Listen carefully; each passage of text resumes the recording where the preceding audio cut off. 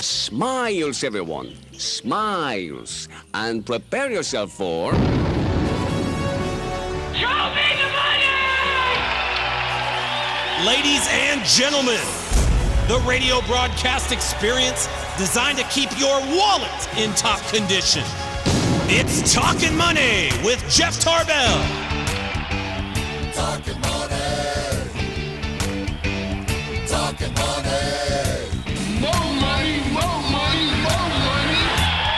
And now entering the studio, your guru for fiscal fitness, Jeff Tarbell. Right. How you doing? Good morning. We made it despite everybody's attempt to talk us out of it. We are through the blizzard and up in the hills, and actually, there was no blizzard until we got here. Hey, before we get started today, let me just take 1 second and say huge congratulations to Vince Mastracco and the Golf Talk Show. For those of you who have followed me for years and years and years, this hour was Vince's second hour about 8 years ago. When I first started, he just started his 10th year anniversary, and I was looking at that guy going, who the hell would do that for 10 years? As we start to approach our 9th year, and Vince just finishes, I think, his 18th year, is incredible. And he was never, ever anything more than just completely friendly, generous to me. He probably wasn't thrilled about having us come in and do a second hour, and maybe he was. Maybe it was just fine. I don't know, but he certainly never said anything to me other than good luck and have a good time. And he's always been very supportive whenever we come in the studio, and he's leaving. So, I know he's talking about wanting to pick up into the station after 18 years. I'm not sure why he wants to do that. He got this morning. John and I were talking on the way up here today. I said everybody thinks you just kind of show up to the station, you do an hour, and you bust out of there, and it's all easy. And Vince will tell you he's an hour before we are. He's up early and he's preparing. And I was up at 5 in the morning this morning. I don't get up at 5 in the morning to go to work. I know you don't. So up at 5 this morning to get up the hill here. So anyway, Vince, thank you so much for just all of the confidence and just the nice thoughts you've given me over the years. And it's been a great piggyback off of your show. And I hope you'll do well whatever you do. And of course, Vince is doing real estate too. You can have him buy or sell a house through Vince too. He'll do that for you too, as much as he'll talk to you about golf. So congratulations to Vince, and that's quite an achievement. I can assure you right now, I will not be matching the 18-year mark. I might not even be matching another 18-month mark. But anyway, congratulations to him. That was awesome. Yeah, we are. John and I are up here at Sierra Tahoe, and I don't know what the weather's like down in the Sacramento area. I was looking on the weather chart this morning before we started to hit the road, and I was texting John and said, drive a little faster. Let's see if we can get ahead of the storm. In fact, we did. I think we did, absolutely. There was virtually nothing coming up here, but it's coming down pretty good right now, and so. But if you are thinking about doing a little skiing today, they are doing a $22 lift pass. You buy your pass online. I think it's through Liftopia. Yeah, Liftopia, and you can get it for $22 and come on up here and do some skiing. And we'll also give away some passes today. So if you don't want to bust it up here today, we'll give away some ski passes. Clearly, by the time Christmas is over, I mean, you look at the storm. This place is going to be loaded with snow, ready to go. So we'll have some passes to give away. And we'll be doing that throughout the show, John. Lots of other things today, too. They have a band. They're doing some beer tasting. Lots of good stuff. I think they're going to do a bunch of microbrews, which are not little small beers. They're actually small breweries.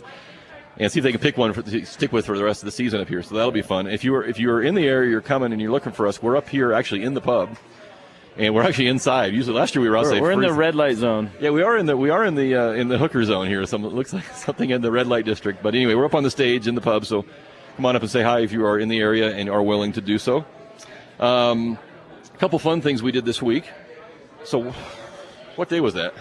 Went to the high school. Tuesday or Wednesday? Somewhere in there. Had a chance to, I think we might have mentioned this.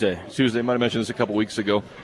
So John and I went and taught I think they call it a business concepts or business related class. They do a lot of stuff in that class, a lot of fun stuff. But it's basically, this one was at Granite Bay High School, basically a couple freshmen, mostly juniors and seniors.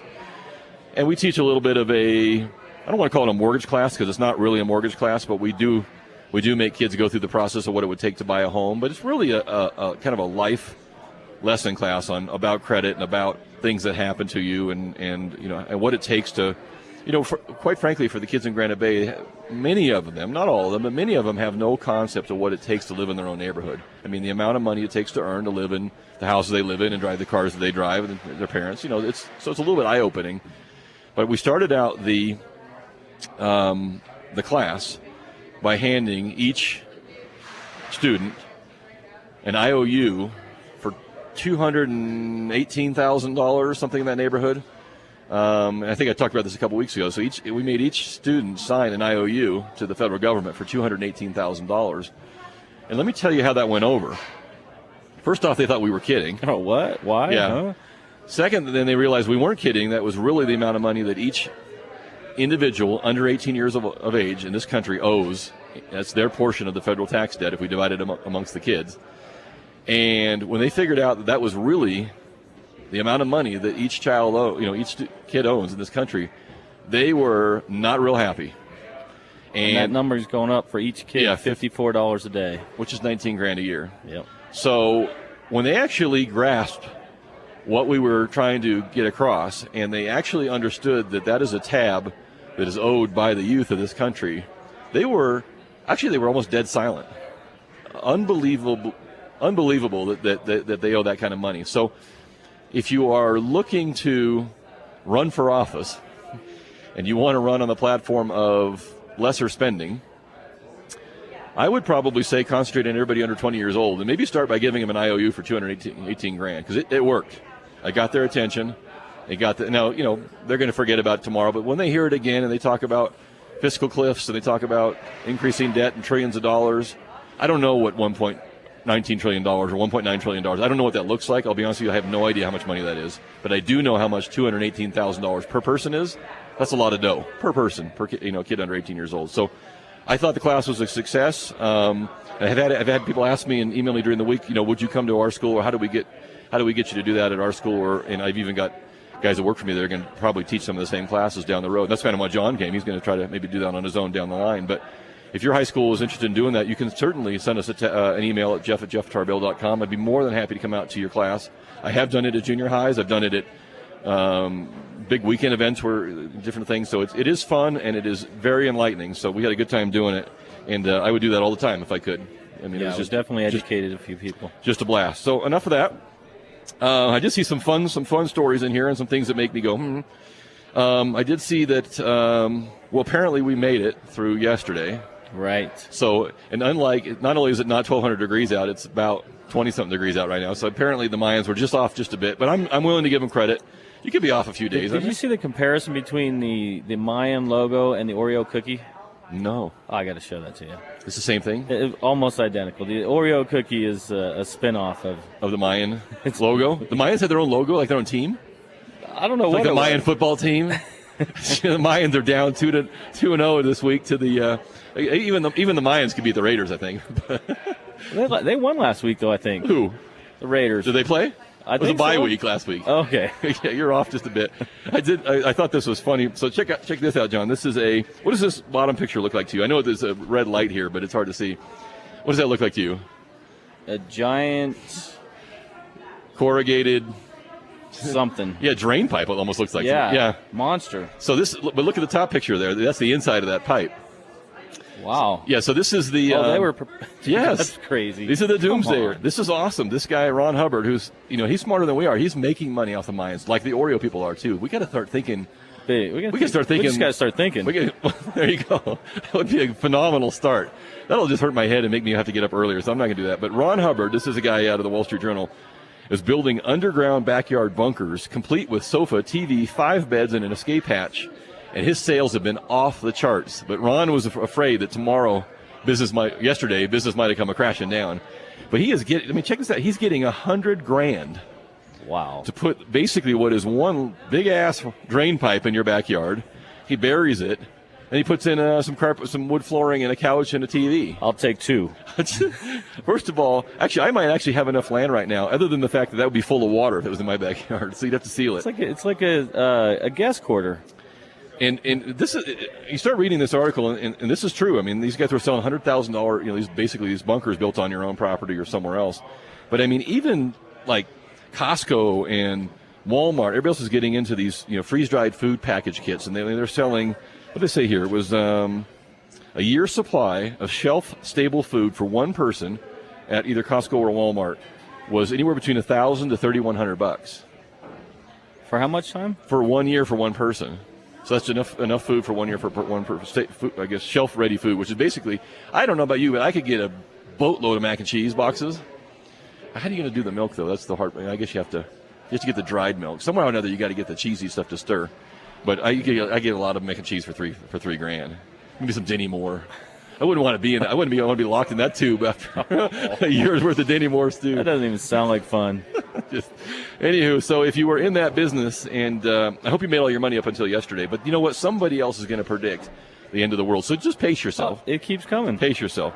And if nothing else, I could maybe just put some teenagers out there. In a tube. It's a little granny quarter, teenage quarter. Oh, yeah, mother-in-law quarter. This is a phenomenal idea. Are you boys going to let me out? We'll be back down. Here's some more mac and cheese. We'll come out with a shovel later and get you. It's just so anyway, if you're looking for the Atlas Survivor Shelters, has sold about 50 bunkers in the past 3 months. 50 times $100,000. That dude's doing pretty good. I can tell you right now, there ain't $100,000 of material in that unit. No. That's a backhoe and a Home Depot and a Walmart couch. So there you go. So I hope if you're looking for that, you can get online and get one. I'll probably get a little better deal today. You got to buy after the world explodes because it's a better pricing. Absolutely. Yeah, you go up before Christmas, it's higher. But you go after Christmas, you get a deal. So if you wait till the world's come to an end, you probably get a screaming deal on one of these if you're in the market. I'm not in the market. But if you're in the market, you can do that. You just need a boat for your backyard. I do. I had a boat. The problem is I got all the stuff out of it, so it's just floating there with no engine. What are you doing? I'm not used to not having a clock in front of us. So I got to keep an eye on our time here. We'll take some breaks. We are going to have a guest come up from Sierra Tahoe, and John's got some. Let's see. That's the second week in a row you've had a disturbing quiz question that I don't like. Did we give out the answer to the one? What was the one last week that was bugging me? After the show goes over, I can't remember now. I don't remember either. It was the. I don't know. We'll think about it. Hey, so two things that I thought were interesting. Okay, here's one. If you're going to a Christmas party or any kind of holiday party, and you're going to have a little bit too much to drink, which is the definition of a Christmas party. Yeah. You must embarrass, at least some in your company must embarrass themselves at least once. It's usually me. So check this out. So this guy did it right and then did it wrong. So this is Byron Jennings, who is I don't know if they give his position, but he was at Morgan Stanley, and he was way up at Morgan Stanley. I mean, like he was making millions of dollars at Morgan Stanley. He got a little hammered. It happens. He took a cab home. Smart. But he passed out in the cab, and apparently he doesn't live real close to home or work real close to home. So by the time he got home and woke up, the cab driver wanted just under $1,000 from him for the cab fare. Now remember, this is a guy that makes millions of dollars. Okay. So our inebriated individual didn't think that was too cool and tried to get out of the cab. The cab driver turned around and started driving back to the city and said, if you don't pay me, I'm not letting you out. So he wouldn't unlock him. So our person in question here took out his little handy, of course, pen knife, because we all carry pen knives with us, and stabbed the driver in the hand. Uh-oh. Well, this apparently made fairly big news back in New York. And he actually was not arrested for that because they said the cab driver I guess they got in an altercation. So he didn't get arrested, but he did lose his multi-million-dollar job. And worse than that, he had some deferred comp that they had owed him, almost $5 million, that Morgan Stanley says, we're not going to give you. No kidding. Allegedly, according to this article, they said, you know what, you hurt our reputation, you made us look bad, and we're not going to give you your money back. So, number one, if you're drinking too much, leave your penknife at home. Number two, if you make a couple $1 million a year and you pass out the back of a cab, pay the tab. Pay the $900 and call that a good lesson. And number three, there is no number three. Just do number one or number two, or don't drink. One of the two. That was an expensive evening for the individual. And I don't think it's right that they should hold back his money. But he's having to sue him. So anyway, be careful. Weird things can happen at your Christmas parties. You can end up with your boss's wife, or you could end up with a penknife in your hand. One of the two. It could happen. Let's take a break. John and I are up here at Sierra Tahoe, and let me take a quick look. It is snowing. It is very snowing. hard. It is snowing. We're up toward the top of the hill here, so this is one of the better places. If it's windy, you can tuck away here and find some nice runs. So, and I'll be honest with you, when we came up, the roads were clear. I don't know what they're like now, but Caltrans was all over. 5 hours ago, though. That's right. It was yesterday. That was and Caltrans is all over the place on 50. I'm sure they got it all cleaned up. So if you are in the area, you want to come up to Sierra Tahoe, come up and see us. We're in the pub bar upstairs. Let's do a quiz question, and we'll give away a Sierra Tahoe pass if you're a skier, you want to do some skiing. and we'll take care of that. I also have some Jim Boy's Tacos gift certificates if you are not a skier or boarder. So what do you got there in your disturbing pile? Well, there's surgeons, right? Okay, yep. I think, anyway, we won't go into that, but I was going to talk about your family, but I won't. Anyway, there's these items that are called never events. What? Never events. Do you know what a never event is? If you're a surgeon, like this should never happen? Exactly. Okay. Yes, called a never event. Okay. So our question, so there's about 4,000 never events a year. Well, how do they call them? How do you call? How about a? They don't really How happen. about a semi-never event? So these are things that should never happen, but happens 4,000 times a year. Yes. Okay. By surgeons. Okay. Okay. So the question is, what is the? This is just crazy.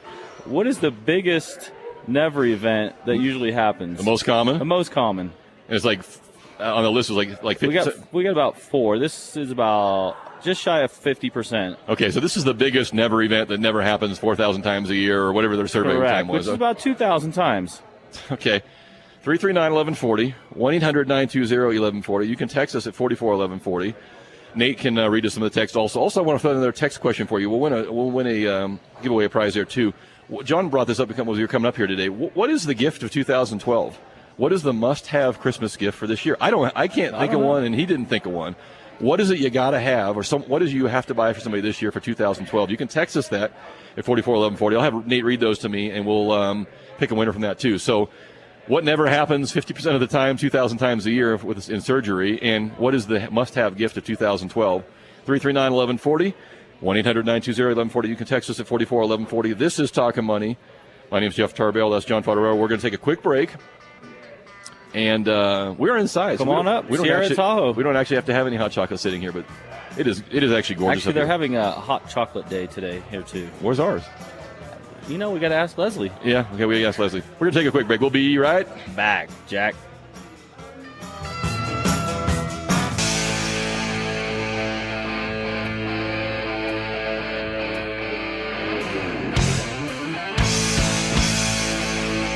Talkin' Money! And we're back. It's Talkin' Money with Jeff Tarbell. Right. How you doing? We are back live from Sierra Tahoe. It is snowing. It is snowing and snowing. So if you're on your way up, come up and see us. We'll be here up in the bar till 10 o'clock, and then the bar till noon. And depending on how the weather is, maybe just sit here all day. And at the end of the day, you could catch us at the bar. Maybe we'll just pretend we're sitting here or talking on the air so we can stay here. Hey, we did get a couple winners to our quiz question, which is the surgical non-event. So apparently this should never happen, but it happens at least a few thousand times, and so we asked for the number one most common event. 50% of all these were actually coming from malpractice lawsuit payouts, right? Right. Yes. So these are actually ones that we know about. The funny part of it too is this is the lowest payout is for the number one thing, which is leaving a foreign object behind. So you left your knife in my gut, or you left your pen knife, or your nurse is in my throat, or right? Yeah, okay. But that is the lowest payouts were for foreign objects left behind. What else is on your list, though? So what happens? So, yeah, the biggest thing is a foreign object left behind. Next would be the wrong procedure. No, that's 25% of the time. That would not be good. The next is the wrong site. And then the next is the wrong patient. Oh, damn. John, you weren't here for the sex change operation, huh? Well, I got good news and bad news. We're not going to charge you, but you are going to go by Josephine from now on. So there you go. Josephine. There you have it. So the top 4 things that should never happen, but apparently do happen, and people have been paid out on it. So the wrong patient. Never events. Yeah. So I thought they like put a Sharpie on your knee, like we're going to cut this spot here. Maybe they've identified those processes after making a few payments of a never event. So we get a couple winners on that. We gave away some ski passes. Here's the our text question for the day, and we'll pick a winner and give them a Jim Boy's Taco gift certificate if we just pick one that we like. But the question is what is the must-have 2012 gift of the year? What's everybody lining up for and buying? It's the Tickle Me Elmo. It's the Cabbage Patch Kid. It's the Pet Rock. It's the iPhone. It's the what are the other must-haves over the years? So what is it for 2012? I haven't heard anything that you just got to have. And one of the reasons that reminding me of that. So I'm looking at this picture. So this is a picture, John, of a building, and that is netting that is netting that's hanging off the buildings. They have these, but between the windows and the streets, there's netting. And this is the Foxconn building in China where they build all the iPhones. And you know why they have netting there? iPhones are falling from the sky? No, because they had a rash of employees killing themselves. Kidding. And jumping out of the building. And so they put up some netting so they can break the fall. You've got to be kidding me. No. So if you're working in a building where there's a lot of netting above you, maybe that ain't the best place you want to apply. Wow. After a spate of suicides. Yeah. So people are What throwing is a spate? I guess not enough to cause it a dilemma. It's a spate. It's like more than a few. So they're throwing some netting out there. So I guess so does that mean you have to then jam the iPhone in your ear rather than jumping off the building? I thought that is illustrative. But then what does the heading say? They want to keep working overtime. They don't want their hours cut and everything. So they want to keep making. When you're only making 19 cents an hour, dude, you got to work a lot of hours, including some OT. Because OT you get like 26 cents an hour, so it's extra. So there you go. There's the Foxconn building. That's another lesson for you learn. Don't drink and drive, or don't take a cab with a penknife. And if you're applying at a job where they have suicide nets, maybe that McDonald's job ain't so bad after all. I did see that Government Motors is reducing its name, and so we're going to reduce the number of U.S. Treasury shareholders in GM right now. So GM is purchasing back some of its stock. I sent a little text to our fact checker who's down there in Sacramento, in Roseville today, Mr. Colin Grail, who I said, these are big numbers. I'm not really sure. After getting up at 5, I'm not sure I can do the math on this. So it's estimated that the U.S. Treasury will lose about $28 billion. After they get their money back, they'll lose about $28 billion on bailing out GM. My question was, how much did it cost us per employee to save those jobs? And if you look at the number of employees in the United States, that's $260,000 per job it cost us to save for General Motors jobs. So put your own spin on it. Is that worth it? I mean, an average employee there probably makes, some of those guys probably make pretty decent money with benefits. They probably make 50, 60 grand a year. So would we have been better off just to give them 4 years of income and said, here you go? No, probably not. So it'll be interesting to see. But General Motors is dying to get the government out of their back pocket. And the reason being is they can't act like a real company. Right. And so we don't pat yourself on the back just yet. We still owe 26.5%. We owe 19. We're going to owe 19% now as a U.S. taxpayer. So I still consider Government Motors. And I hope maybe that after getting the government out of their back pocket, maybe they'll be able to build a little better car. That's all I'm saying. I had to give You had a little experience. I had to give that. one back this year. I'm sure it was just a fluke. It was a fluke. I'm sure it was a fluke. Axles don't always fall out of cars. I like all sets of 4 wheels going the same direction. I don't know about you. I'm picky that way.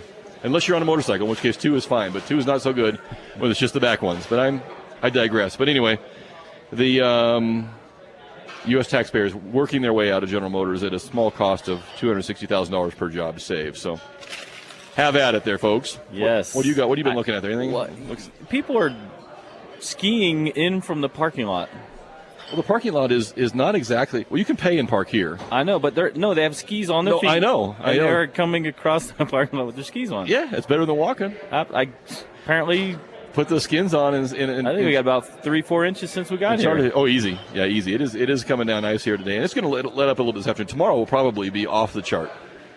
Great up here tomorrow. So if you're looking at, we're up at Sierra Tahoe, and Sierra Tahoe is the easiest to get to because you're right at the top of Highway 50 before you go over, and the roads were phenomenal this morning. So, but bring your chains now. Yeah, I'd bring some chains. Even if you have a 4-wheel drive, bring some chains, or bring some food and blankets. So, hey, go ahead.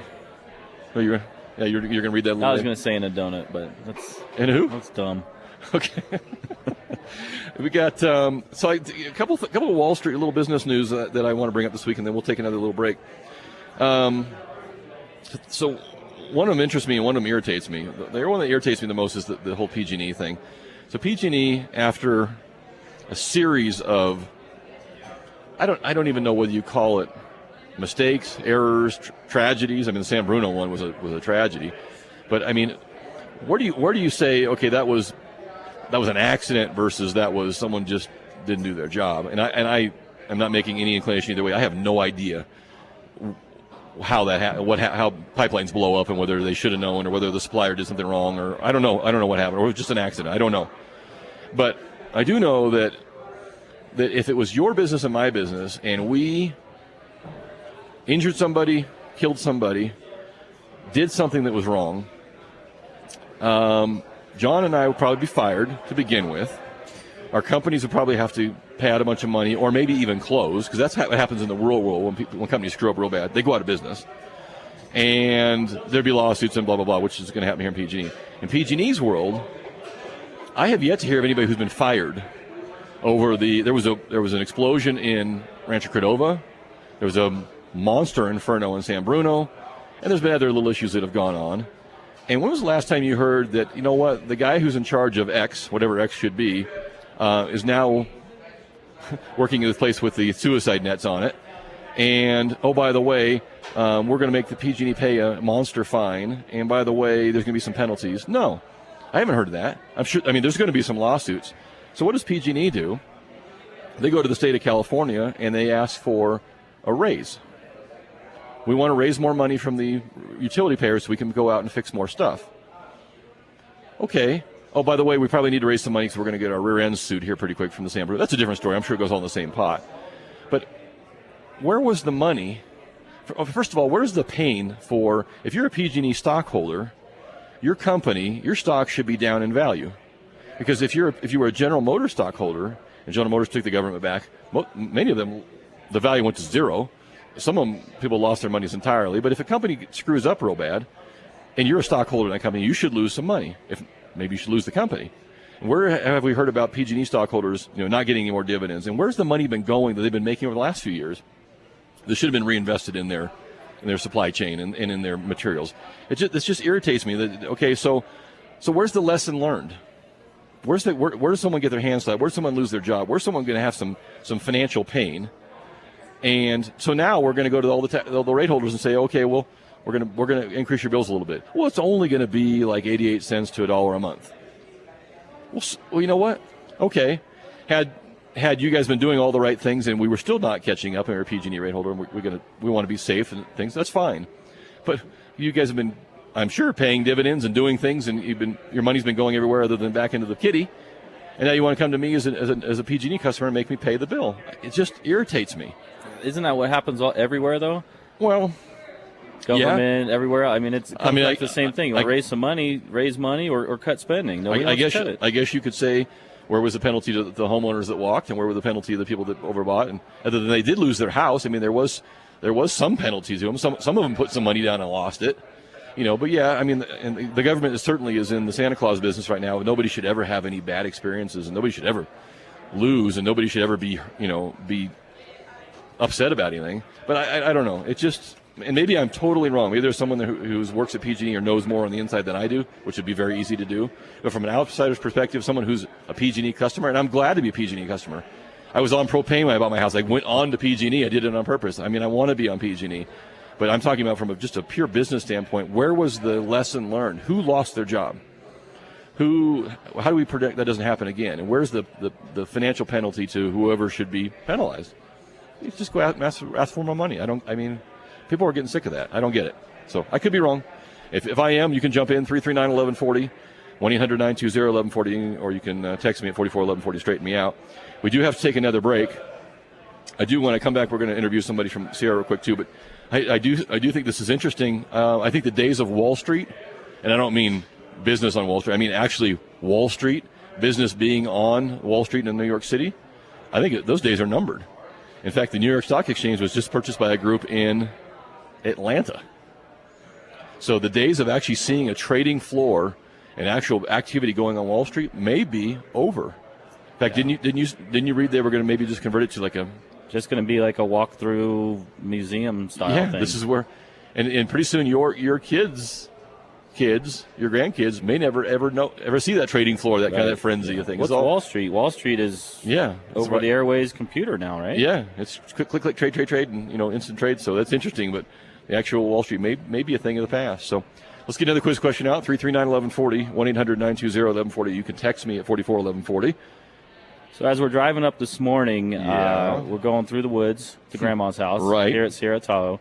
and came across this. We talked about this before, but the amount of wildlife damage to within the U.S. now exceeds $28 billion a year. So damage to property, okay.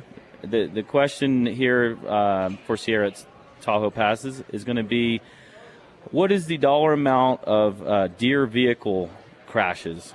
How much money is that annually? That is, yes. Annually. So how much monetary damage is caused by deer annually? So what was the total number of all animal? Did they give you that to you? What did you see? $28 billion. Okay, so $28 billion is every animal. So if a chipmunk jumps through your window in your house, that counts. So what is just the portion to deer vehicle crashes alone? And if you're on a motorcycle, I'll tell you right now, there's nothing more that scares the snot out of you than a deer jumping out in front of your bike. I'm telling you right now, it'll make you scared. 339-1140, 1-800-920-1140. You can text us at 441140.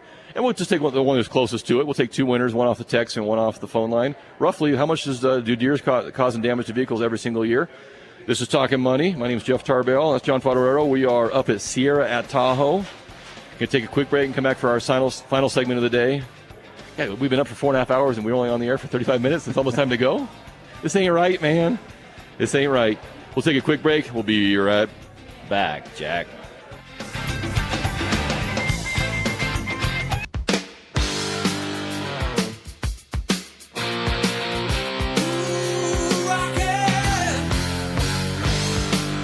Talkin' money.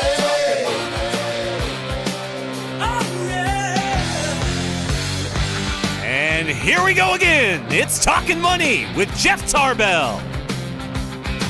Yeah. How you doing?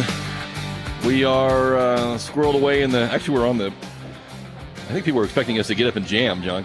John and I are on what I would call a stage, but this is a typical bar stage. It's a bar stage. It's got a little red lighting, and I can if someone fires up a drum kit, I can flash back to my days of high school and really sound horrible on the drums. But a few more drinks, somebody will care anyway. So you'll have to sing though. I can't sing.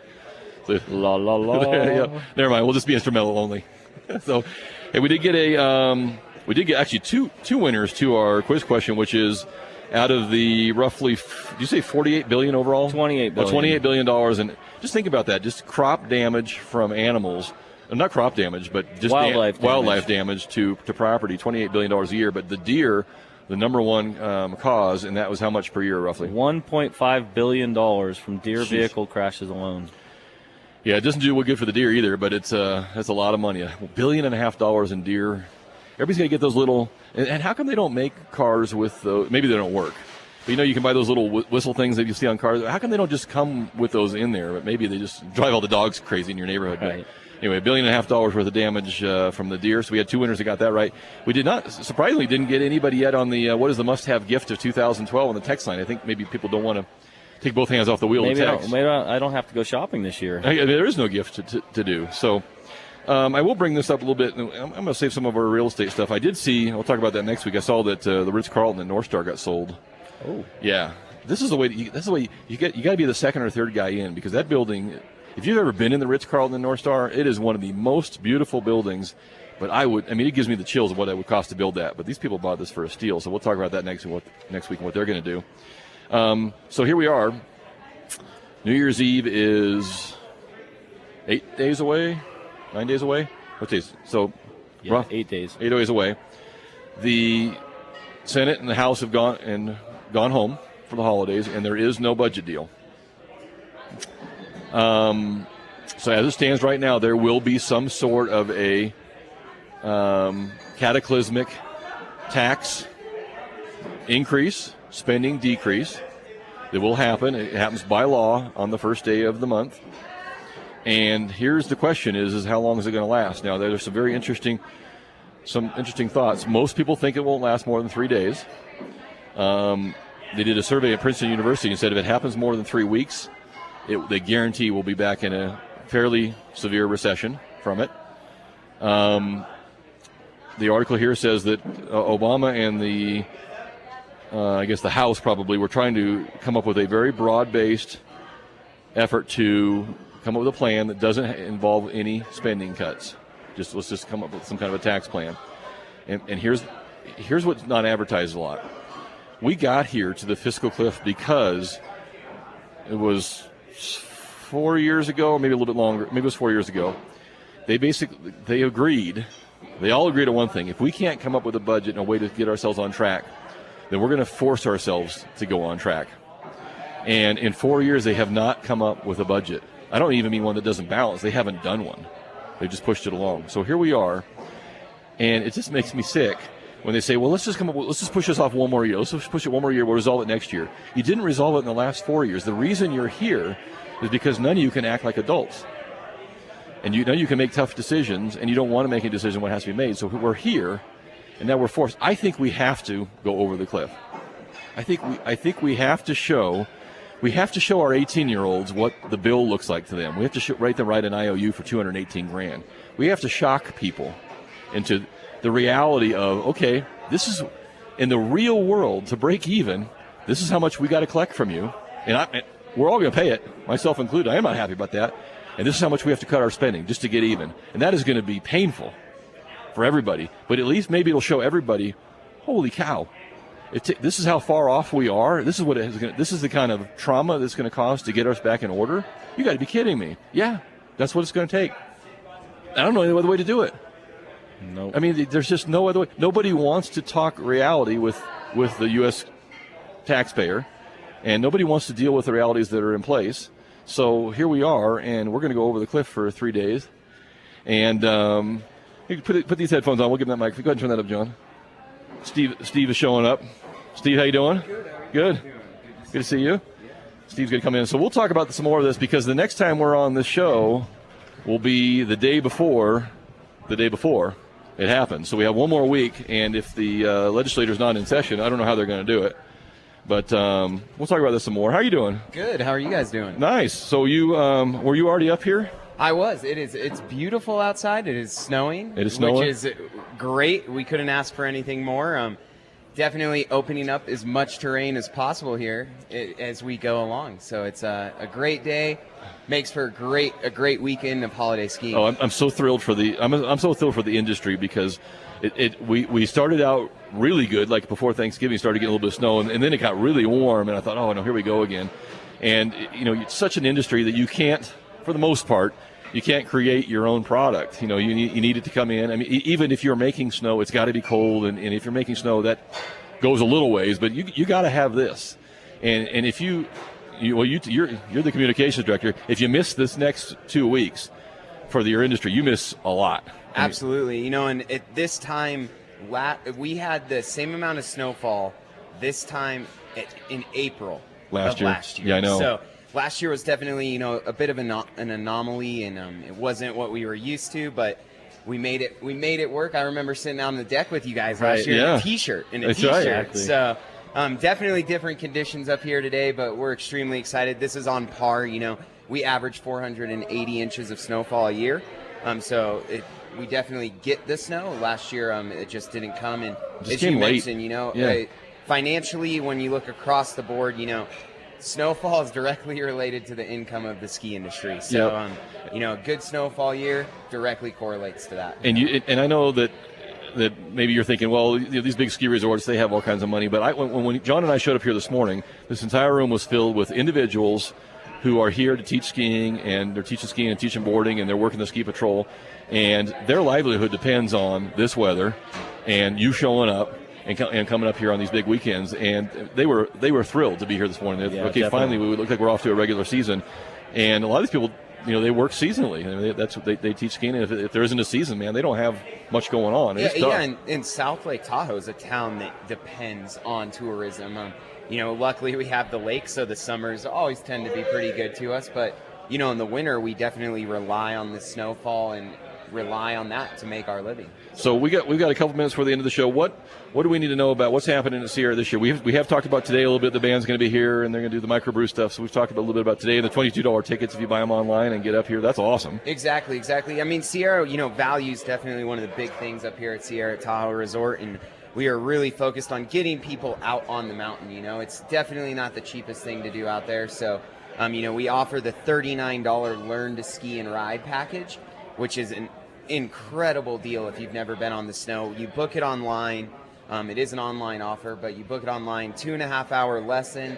lift ticket, and rentals for $39. Wow, that's awesome. Yeah, you can't even rent gear for $40 if you bring it up on your own. So that is a great way to try it out, because we need to get more people into the sport. And it's funny, you saw a big wave move toward the snowboards, and then now you're seeing a lot of those guys come back with the twin tip skis, and they're kind of going. You're seeing these waves back and forth, but we just need to build more people into the industry. Yeah, so I think the retention's just such a big deal in the ski and snowboard industry, and we're lucky enough here at Sierra at Tahoe to have stuff like the Burton Star Wars experience, which was new last year. Yeah. It's really going to flourish this year, as it's our first full year of the Burton Star Wars experience, but we're extremely excited. It's a great way for 3 to 6 year olds, so getting kids as young as 3 years old on the snow, and it's incredible to see the smile on their face when they're ear to ear, and even in conditions like this, they're just stoked to be on snow, and that's what it's all about. And it's so, as a former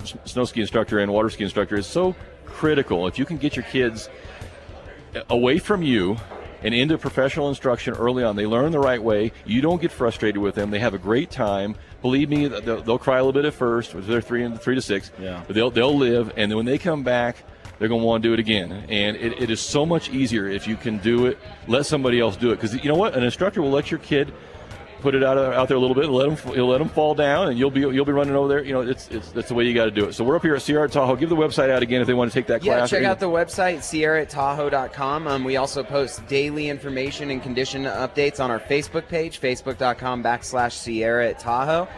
Come up. It's going to be an absolutely incredible holiday season up here at Sierra at Tahoe. It is white. It is definitely going to be a white Christmas up here in Tahoe. So grab the family, put them in the car, and we make it affordable. All right, Steve, thank you very much. Appreciate having us up here. That is it for another day up here at Sierra Tahoe. John and I are going to put our gear on, take a few runs, and absolutely hit it. So you can catch a show during the week if you want to catch a repeat of the show on our Facebook page, the Talkin Money Facebook page. And you can find me during the week at JeffTarbell.com. So that is it. For Steve Hemphill, John Fodoraro, my name is Jeff Tarbell. We'll catch up with you next Saturday, everybody. Drive safe, and we'll see you. Aloha. Talkin' money.